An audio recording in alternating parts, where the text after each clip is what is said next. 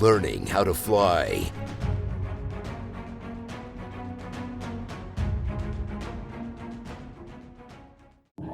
I didn't blame you for not recording it. I just said you got so mad at me, I stopped it. And apparently when I clicked start, it did not click. So shall we do this again? Sure. Okay, very well. We should know this topic by now. All righty. Woohoo. Oh my God. All right. This should be fun. You suck. I do. Welcome to the bathtub, Bill. This is your life. Anyway.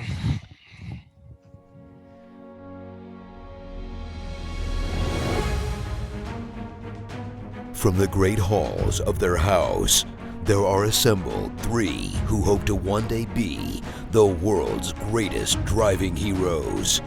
Created from the cosmic legends of the universe comes our team captain, the Vision, Bill Fisher.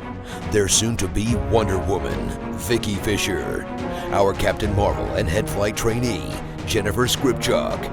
And our Batman, the master of tools, gadgets, and all things mechanical, our mild-mannered soon-to-be billionaire, Alan Danvers.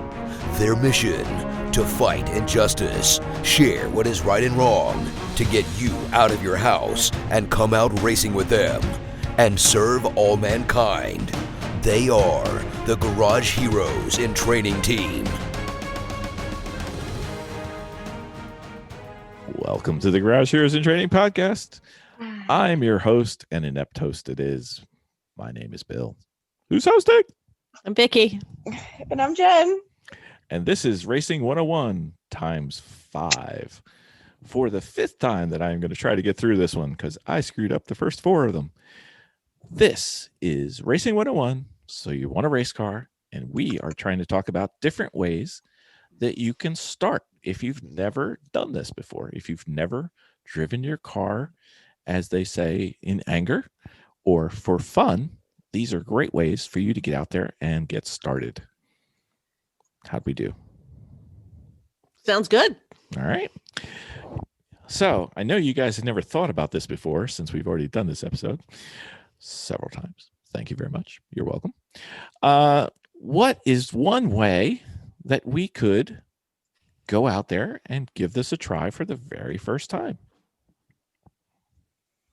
Visit an event. Visit any event. That's true.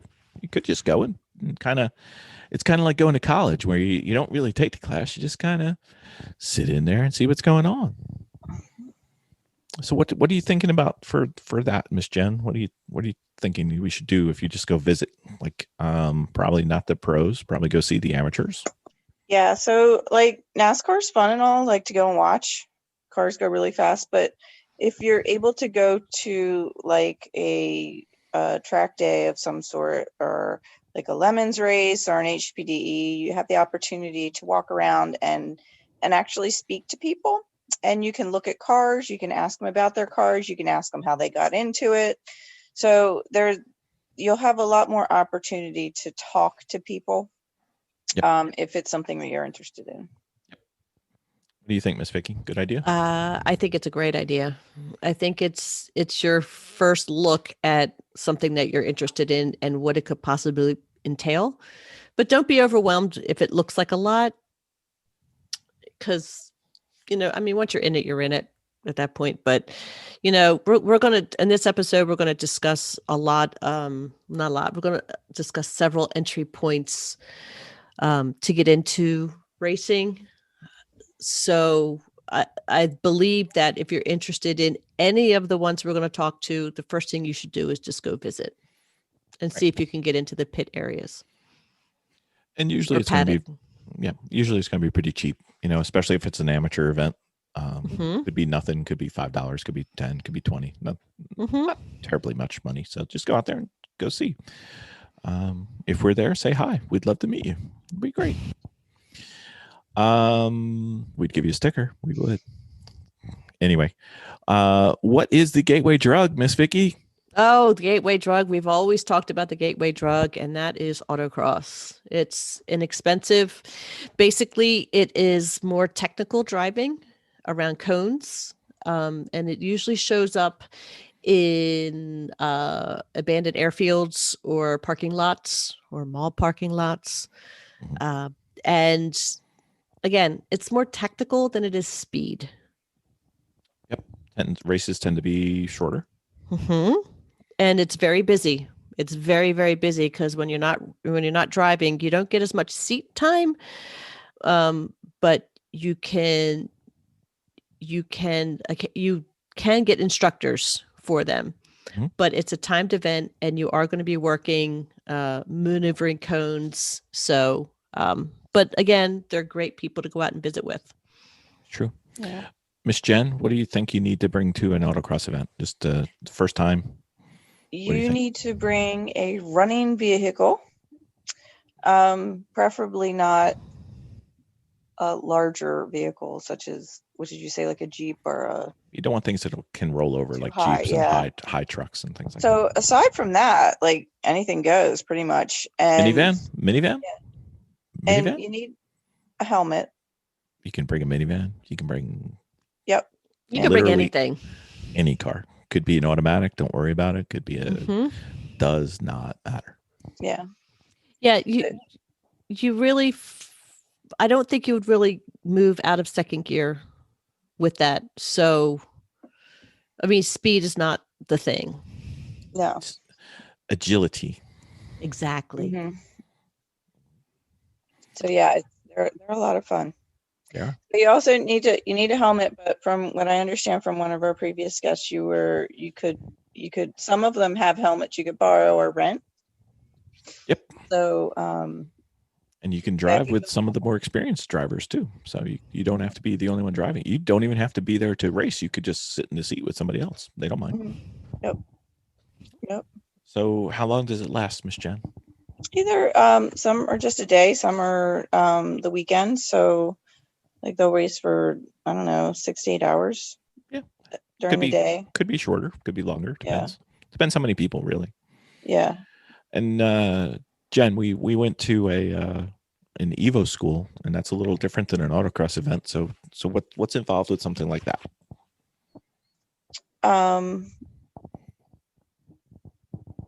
Instruction. Yeah. But they both have instruction, don't they? Well, this one's not competitive. It's really just about instruction. So you will have a instructor there to kind of help everybody out. Okay.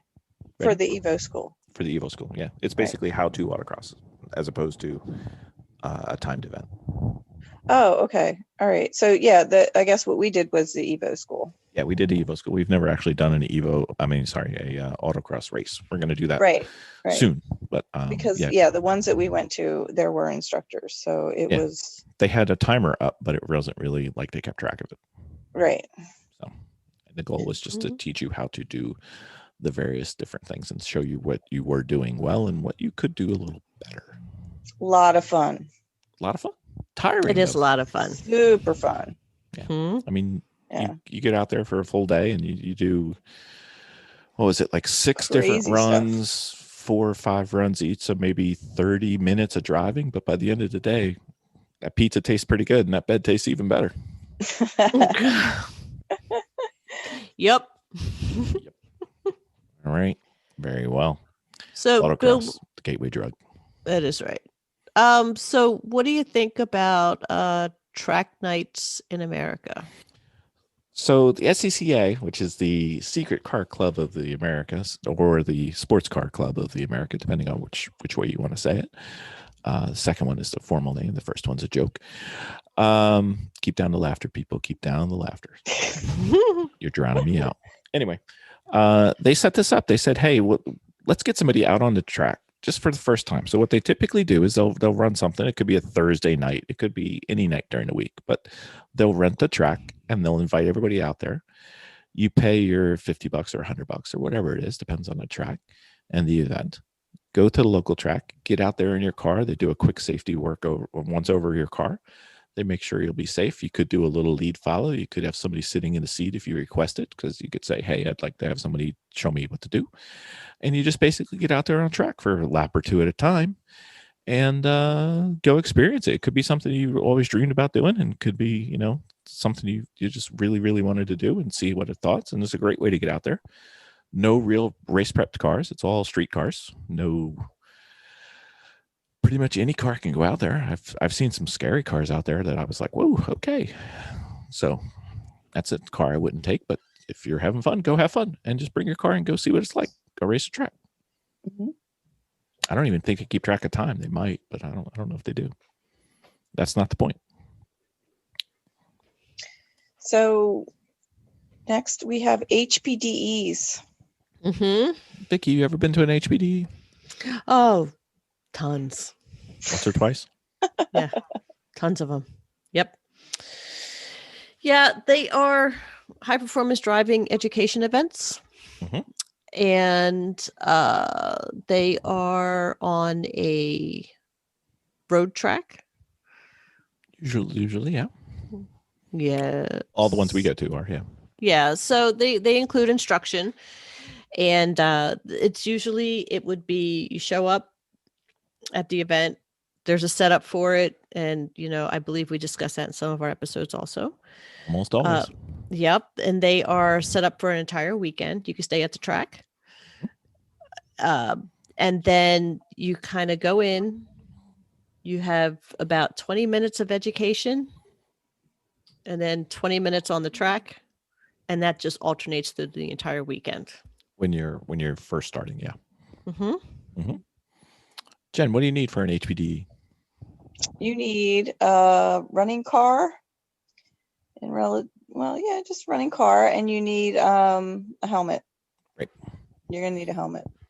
Sure. And they do a check Safety on your car, right? Yeah, Yep. Safety check. Yeah. Yeah. With almost all of these, your car is going to have to be, empty. And they'll do some safety checks just to make sure everything's fine, because the last thing anybody ever wants is for something to go wrong. So try to prevent that. It's always a good thing. Mm-hmm. What is the cost of this, Bill? Well, since Vicky's on the line, I would say it's somewhere in the $200 to $600 range. Depends on where you go and what event you're doing. And it can be a single day event. It can be 2-day event. There's even some that are 3-day events.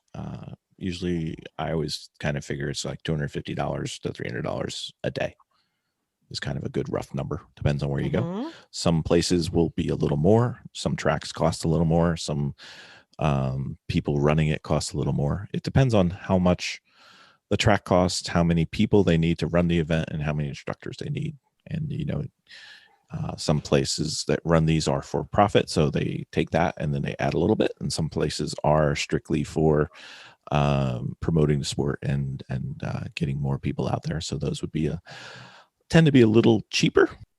The best thing that I would say for these types of events is try to make it, once you've gone to one or two, you'll start to see where you kind of fit and go to that place more often. Some people want to have more track time and don't really care about the instruction. Some people want to have a good balance of instruction and track time. And some people want to have a lot more instruction and they're willing to give up a little track time to get that instruction. It depends on what your goals are and what your personality is. And that's how you tend to choose. And we've gone to, I think, 7 different ones so far. And we've found some that we like a lot. And we found some that were not our favorite. So, you'll know what's right with you when you go, and you'll know which one you like. Mm-hmm. So, Miss Jen. Yes. HPDEs versus track days. What some places say track days, some places say HPDE. What's kind of the difference there? The track days, they have less instruction. Right. And more seat time, but less instruction. The balance is kind of higher towards track time than first instruction or class time. Yeah. So, but the same equipment's needed. You need a car, and a helmet. Yep. So. Could be a day, could be a weekend. Typically. And what about the cost, Mr. Bill?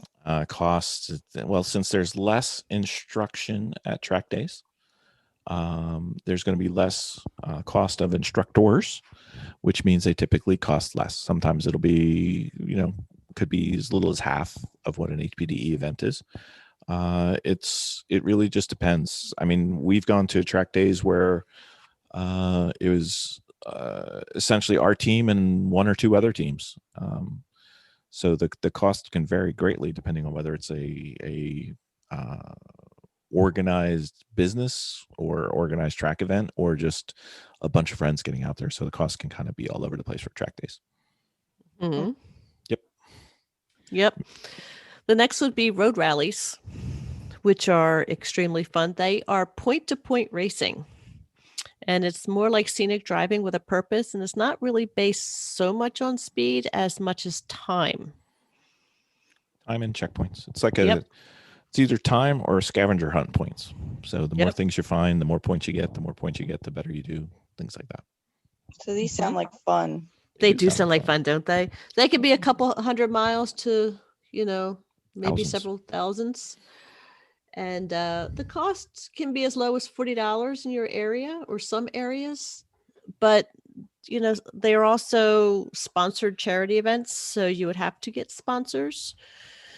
You're out. Raising money for the charity. So exactly. So there is that when it comes to costs. And you'll need, to know what the event rules are, an odometer, obviously a clock. And the smartphone has apps to know what your positionings are in the race, so you can keep track of everything. And you can probably get a lot of road rally stuff off your phone apps, and they'll direct you in that direction. Yep. Mm-hmm. So which road rally do I want to do?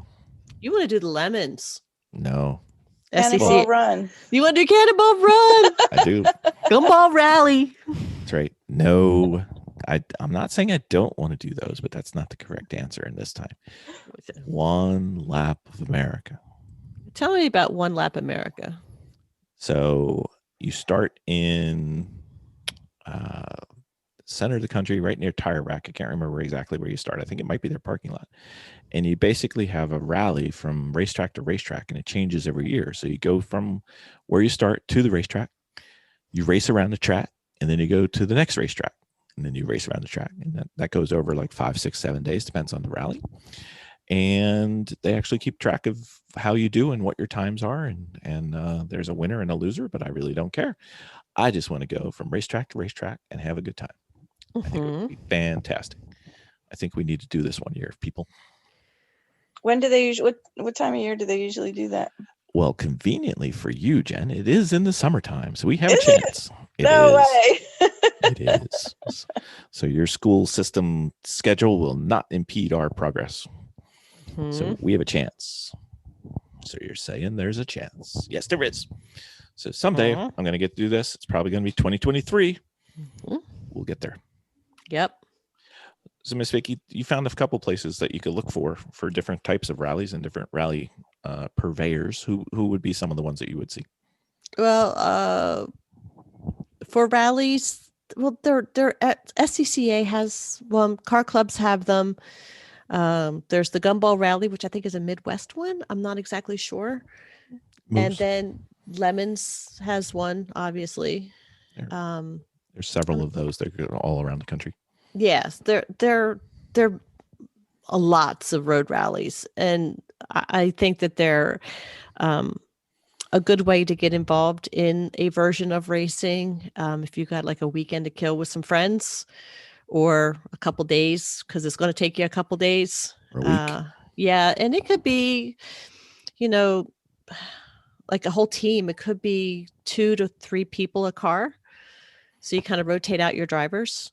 I am not volunteering for the 3-person Miata. Just FYI. Nah, there is no 3-person Miata. So anyway, I think it's a good start if you want to just go out and have a good time.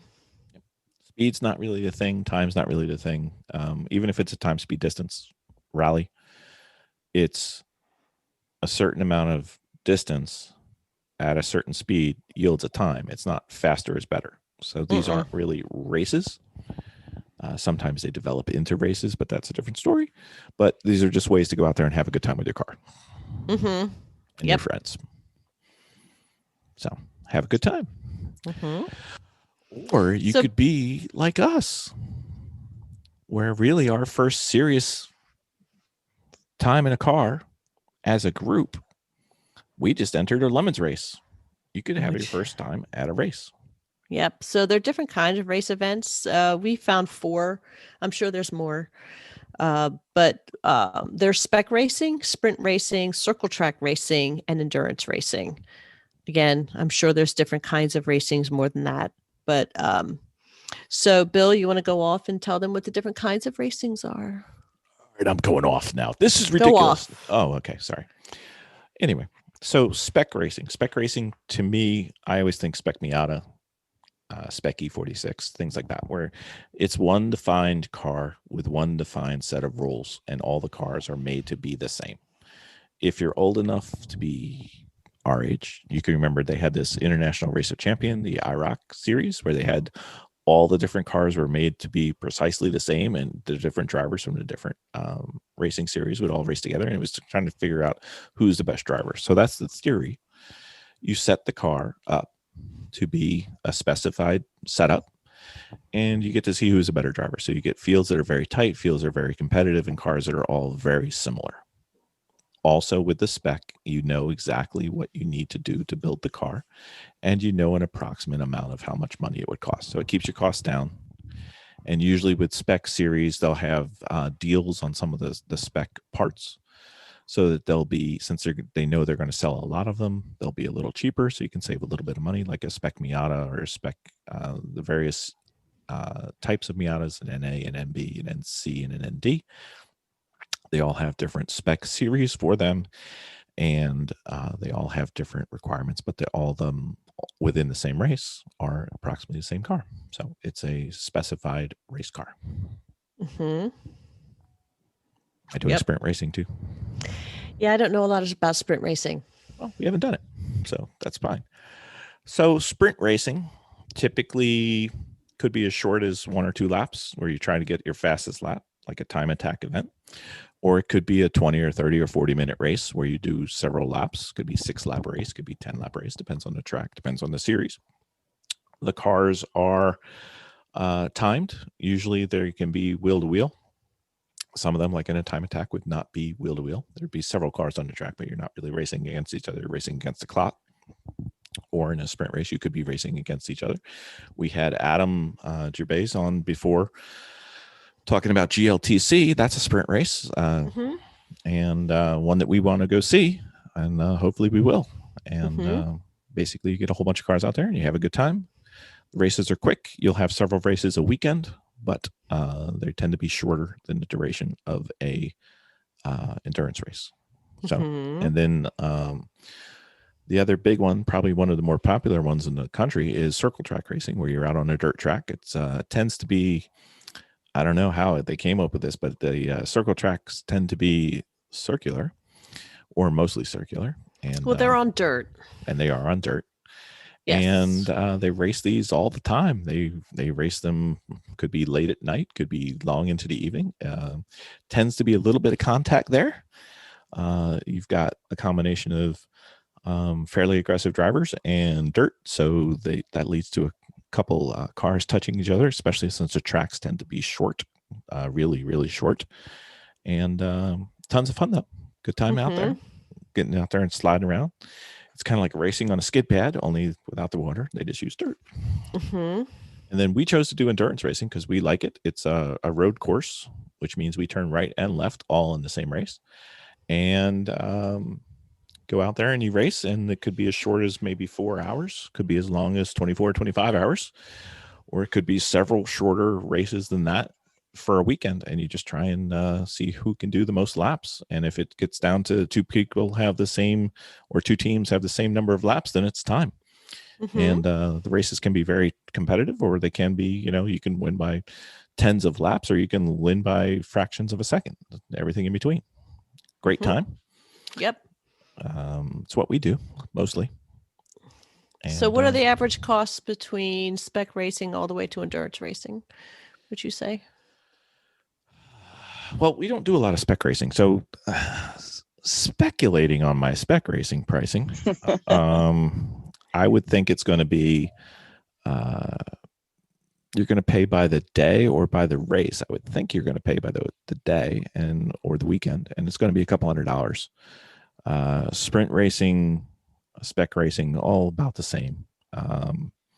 Circle track racing can be a lot cheaper. Races, I think from what I remember, and this is going back a ways, you kind of pay by the race.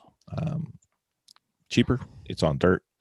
Tons of fun though. And endurance racing tends to be variable depending on what level you're at. If you're at a Lemons race, the entry fee is like $1,500 for the weekend. That's going to be chopped up by 2, 3, or 4 drivers or more. Could be as many as you want. And it could go up to tens of thousands to much, much, much more as you get into the professional, like the 24-hour of Le Mans, which is not 24-hour of Lemons mispronounced. It's actually the other way around. I don't even want to know what they pay to enter. And the entry fee for all of these races is only the beginning, because you've also got wearables, consumables, tires, gas, and everything else. So that's just the entry fee. But tons of fun by all. We like to do them all. We like to do them all because we like cross training. Anything in a car is quite fun. So this particular type of racing, if you want to get into it and not have to really pay the larger fees for this type of racing, there are strategies. Or build your own. Yeah, or build your own. Yes. So you can rent a seat, and that would be, a couple $100 to do that. Or you can rent a car, which can go up to probably about $1,200 to $1,500 maybe. Depends. For the whole weekend. It depends. I mean, if the Lemons race costs $1,500 to enter, or Lucky Dog or Champ, they're all about the same. If they're renting you a car, you've got to pay for the entry fee plus the car, so it's going to be more. Right.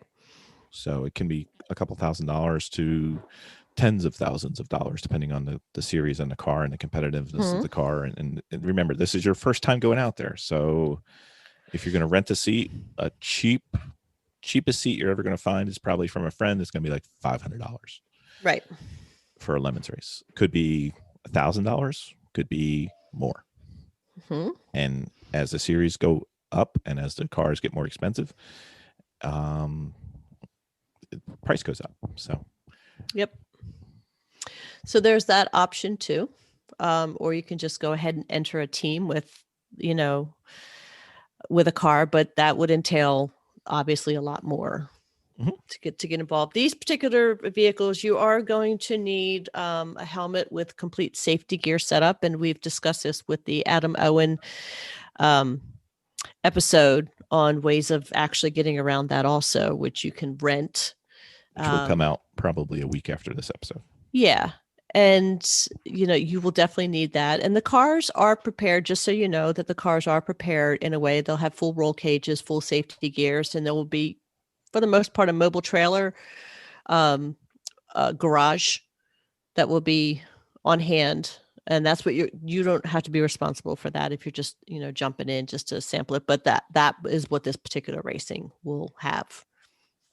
Sometimes you'll rent a car and you'll have to bring it. Sometimes you'll rent a car and they'll bring it. Sometimes you'll rent a car and they'll bring it with tools. Sometimes you rent a car and then everything else is your choice. Like you need to bring gas cans and everything else. I think we rented a car. They pointed us over to some other group of guys that had tools. Yep. Go borrow those. Yep, there's that. Yeah. This guy will help you right here. Yeah. If you need anything, they know somebody. Yeah. So try to get all these things specified. The most important thing with a rented car is safety, though. Make sure you're comfortable with the car. Make sure you know how to do everything. Make sure you know how to get out of the car, especially in a hurry. And make sure you know the peculiarities of the car, because you don't want to learn these things out on the track. Yep. I would have to say that is true. Yep. And if you don't feel safe, don't go out. So these are our beginning episodes. Our beginning steps into racing. I think we had 5 or 6, maybe. Entry ways to get out there for your first time. There's others, but these are kind of the more popular and easy ones to get there. I mean, you can go out ice racing. You can do iRacing and meet people on iRacing. You can. There's that also. It's almost the same. So there's lots of different ways to get on track. Sometimes it's better to get a little instruction before you go out there. Sometimes you just jump 2 feet in and try to swim, though. Right, Jen? That's right. That's right. Jen's still swimming. You know what? This is our journey. It is. That's right. Miss Vicky. And we have a heck of a story to tell. We do. And if you ever want to listen to it, it's on Garage Heroes and Training podcast. It is awesome. I'm not sure that I'd want to do it any other way. Oh, I've got news for you, Jen. There's no way for you to do it another way. This is the only way we're doing it. So just say yes. Just say yes. That's right. If you ever had any interest, even if you just said, hey, that might be fun, you should definitely try it. It's a great time. Mm-hmm. And you know what? Yes. She did. Actually, you asked to say yes. You said, can I do this too? And we said yes. Yeah, you said yes. Yep. So go out there, have a good time. Even if you just want to go out there and just see what's going on and find out. We've had teams come over. I remember one time in Pittsburgh, somebody came over and said, hey, we're going to be racing next year. We just want to see what's going on. I said, come on in. And I don't think we made them change anything or fix anything on our car, but we had plenty of opportunity if they wanted to. But most of the teams will let you come on in and say hi. And if we're there, definitely come over and say hi. We'd love to help, and we'd love to get somebody else started. So with that, this episode of Racing 101, how to get started and what are some of the best entry points to performance driving, is complete. Unless I got that wrong. Did I get that wrong? Are we good? We're good. Okay, we're good. All right, so that is the episode. We hope you had a great time. If you have any questions or ideas or things that we may have missed, please write to us at garageheroesandtraining@gmail.com or make a comment on some of our postings in the social medias where we creatively are Garage Heroes and Training. And we look forward to the next episode of our Racing 101 series. Mm-hmm. Bye. Where Vicky calls it. So you won a race car. There we go. Yep. You know why Vicky gets to say it? Because Bill messes it up every time. Anyway, that's our episode for tonight. Have a great night, everybody. Bye. Night. Take 2. Take 17. Take 3. Take 3. Dominating with Dawson. Mr. Dawson again, I presume. Hello, present.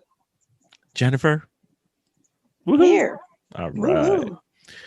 So we're trying to introduce people into racing. We're trying to introduce them into things that they need to know or things they need to be aware of. And one of the things they need to be aware of is the red mist.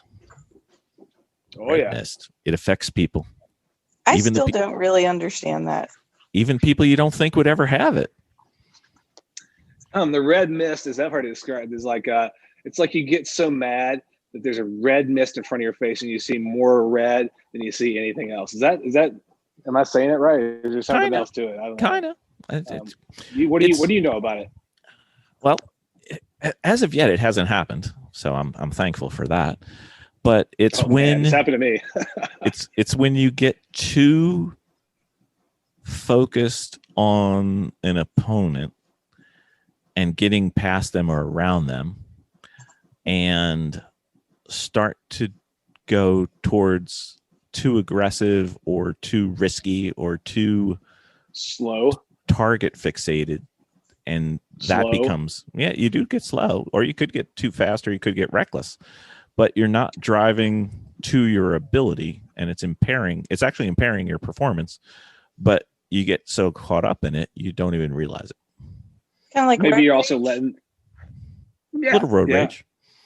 Road rage, also with some fixation, probably some projection onto the other driver, probably some letting the other driver get in your head and drive your car in some cases. Yep. So these are symptoms, I would say, of the red mist. I mean, ultimately, the red mist is letting yourself drive angry and be chasing an unreasonable goal or trying to assert yourself on track in a way that you shouldn't, like, kind of using your car as to make a point sometimes is what you're I think when you're in the throes of the red mist, you're probably in the kind of headspace where you're like, I'm willing to drive this car right through that guy right now if I can just pass it. Yep. I have to prove something. Yeah, you got something to prove. You got a chip on your shoulder. Those are the kind of things that are indicative of the red mist, and those are the kind of things you just can't let inform your behavior on track. Yeah, I think it's happened to many of us. I mean, the kind of times where it'll happen to me on track is if somebody passes me or just does something that really endangers me. Like somebody swept across my bow in the tiny vet one time at Sears Point going through turn one, which is just pretty much a flat out turn. So you're fully committed, like, you know, and then the tiny vet, I had it like wound out in fourth gear doing all I could do. But also it's a sort of thing where you can't make a sudden change of direction when you're that committed and a turn that fast. So this Camaro came just sweeping right across the front of me. And I was just like, it was too close. It was a kind of move where if either of us had gotten it a little bit wrong, we would have been in big trouble. And I got the red mist after that. And I tried to chase the guy down and terrorize him. You know, just making a point of being in his mirror for a lot longer. Cause he came and swept by me like it was like there was no regard for the fact that I was there. So I was like, I'm going to make a point of you realizing I am here. Like, I'm probably not going to catch you and pass you, but I'm going to harangue you for many laps and embarrass you for thinking you're that much faster than me. And I did. I don't feel great about it. I also shot the guy a bird. It's on film. You can go see it if you want to, but I really chased this guy and got real mad in the car. Nothing bad happened. I didn't put a wheel off or anything about it, but I was definitely in a bad headspace after that guy tried to murder me. Jennifer, you are the least red misty person I would think that we have on our team. Good. Yeah, I would say. Do you understand it? I do. I do understand it now. Thank you, Ben Dawson. That's that's the best picture I could paint for you. Like I really can't think of many more times in my driving career where I've really felt that immediately threatened and pissy about it. But yeah, I went to town wailing on the guy. I think until he pitted or something. But usually, does the red mist make you drive better?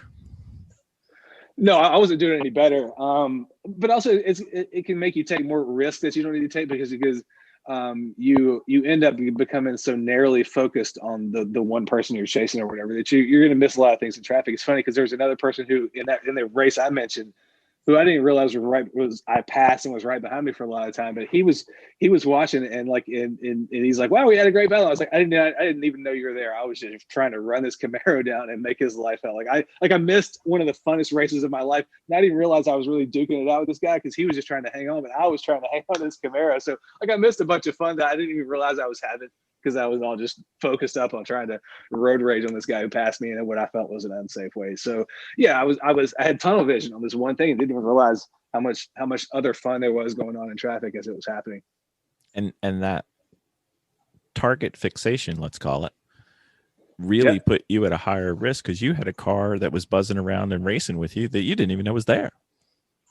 Well, I mean, you know what I mean? Aware I was racing and we were inches from each other and I passed him. Like I was aware that I was passing this car. I was just so focused on this other thing that I didn't realize what a fun race I was having. I was completely aware of the car. I just met later this guy posted a video of us duking it out from his angle and he was like, it was such a fun race. And I was like, I went back and watched. I was like, oh yeah, it was. But at this point, I was looking ahead so much of this Camaro that I kind of really wasn't paying attention to how much fun I was having in traffic otherwise. So it kind of sucked the fun out of that part of the race for me. So it can be dangerous. It can make you focus on the wrong stuff during the race. It's just generally unproductive. I guess if there's a great way to identify it as it's happening, that's good. I've only had it happen. Like I said, it doesn't happen to me very often, but it can be bad. I'm sure it can make you push your car too hard. You know, we drive too hard through a turn trying to keep up with somebody and you push off the exit, hit a wall or something like that, or get crossed up and spin out. And there are plenty of ways you can mess you up. Yeah, you get mad, you get mad and you let your emotions start driving the car. Maybe you miss a shift and do a money shift. There's plenty of ways you can mess up if you start letting your heart drive the car, or letting the id drive the car. Yeah. I don't know. So now that Jennifer knows what it is and Ben knows what it is, what are things you can do to identify it, and what would you think would be a way to stop it? Well, it's funny, as I was saying the last thing, I was just thinking, like, it'd be great if there's a way to identify it or do something about it while you're having it happen. That's why I host this podcast, buddy. It's tough. You gotta be pretty self-aware and self-actualized to be able to understand that it's happening and remedy it on the fly. I mean, good luck. I think that's just a personal emotional development thing. I don't think I'm good at it. What do you think, Luckily, I don't Miss get Jen? the red mist that often.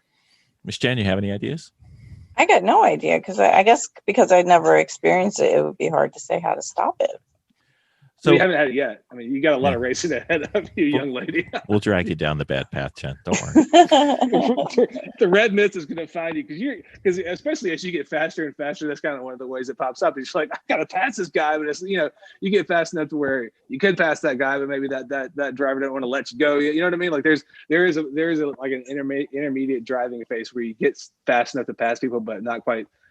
You don't quite have the racecraft, which is getting around people. You don't have all those tools in your tool belt yet.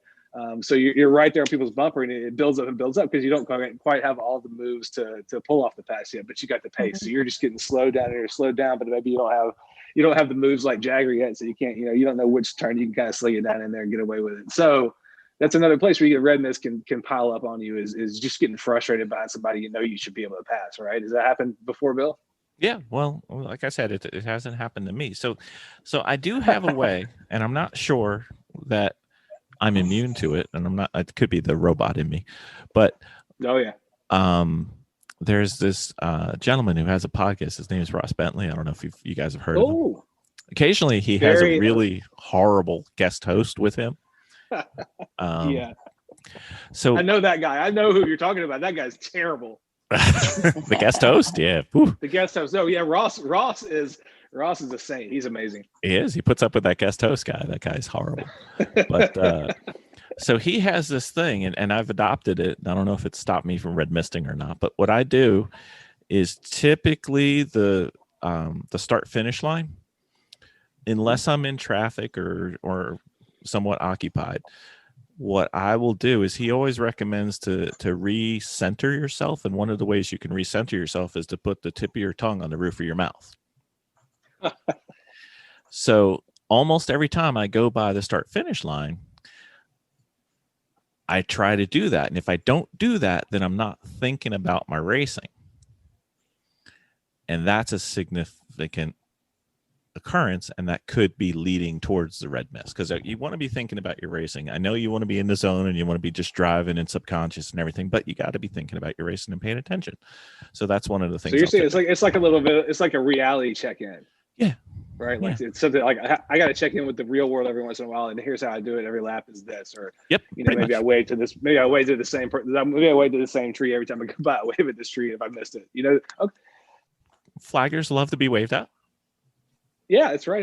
They do. I'm the worst person to ever talk about this side of motorsport stuff, like the mental stuff, because I don't put any thought into it at all. But I totally respect all the stuff that people write about it. It just never applies to me because I don't use my brain at all. But those are some great methodologies for thinking people. Yeah, I think the big thing is to make sure, check in that you're conscious on what you're doing. Yep, it's true. One of the things you could realize if you're able to kind of pick up on it in track driving is if you're getting too sucked in, or you're getting the red mist or whatever it is, whether it's through kind of getting obsessed with something or actual anger, you can just try to pick up on your breathing. If you realize like I'm breathing pretty fast and I shouldn't be, like maybe that's a sign that you're a little too into it. Or you're not hopefully breathing. if you go do a few. Or if you're not breathing, like you take a bit, like have I been breathing this whole time? But one of the good ways to kind of pick up on this early on is if you do HPD events where they have an in-car instructor. One of our big jobs as in-car instructors is to pay attention to the person driving. Like we're not just looking at the windshield. We're making sure your hands are in the right place. We're checking on you, make sure you're breathing. We'll talk to you as we're going along a little bit and make sure when I ask for an answer, the person's not like like they're not all bound up. So we're kind of watching out for the whole student, because an instructor in HPDE, we may help you get a little bit faster, but the main thing is we're just trying to keep you alive and kind of keep you regulated as you get into getting used to track driving. So that's one of our jobs, and so that's one of the things that helped me early on be aware. Was I had an instructor who she would just be like, "Hey, just checking in, you breathing okay?" And I always was, but it was just nice to kind of get the frequent check-ins from her, and it kind of helps me remember to check in, make sure I'm breathing, that sort of thing. I don't have quite the routine you do, Bill, but yeah, it's good to check in with your body and check in with reality, because you can really get sucked into just driving, right? Don't strangle the steering wheel. It didn't do anything to you. Yeah. If you realize your hands are really sore and you're just gripping the heck out of the wheel, then that's another sign that you might be needing to knock 10 to 20% off of it right there. Yep. Did you ever notice? Jennifer may have seen it too. If you ever notice when you're watching a video and Randy Popes is talking about driving, he'll always hold the steering wheel with like 2 or 3 fingers, and his pinkies will be up in the air just to further solidify that his grip is light. That's every driving instructor always says when they're talking about they're always going to do it because that's the idea they're trying to teach. Dude, I'm doing the gripping the wheel with my ring finger and thumb. For people who don't see us, obviously on a podcast, but yeah, they always grip it with like 2 fingers to demonstrate it, to demonstrate the idea that hey, we have got really light hands on the wheel. You don't need to be holding onto the wheel. You just need to be pushing and pulling and moving the wheel with a very light touch. And there's another reason to do it besides the stress and wearing yourself out, especially in an endurance race. You cannot over grip the wheel for a 3-hour stint. You physically can't do it. But you can try, but you're going to be really slow and really tired, and you're not going to do your next stint. Right. And the other thing is if you're gripping the wheel really tight, you don't have those fine motor skills and you can't feel as well. So you're going to be losing some information that you could get from the steering wheel. That you're I think I keep it pretty loose in my hands. I'm ready to let that thing go wherever it needs to go. we have no doubt, sir. So red mist. I mean, you need to have have a good grip on the wheel, but also be ready to don't grip it so hard that you can't roll with it as it's moving with the road. Yeah, don't over grip it and don't under grip it. You want to be in control, but not strangle it. And the red mist, avoid it. Definitely. Thank you, guys. Thank you.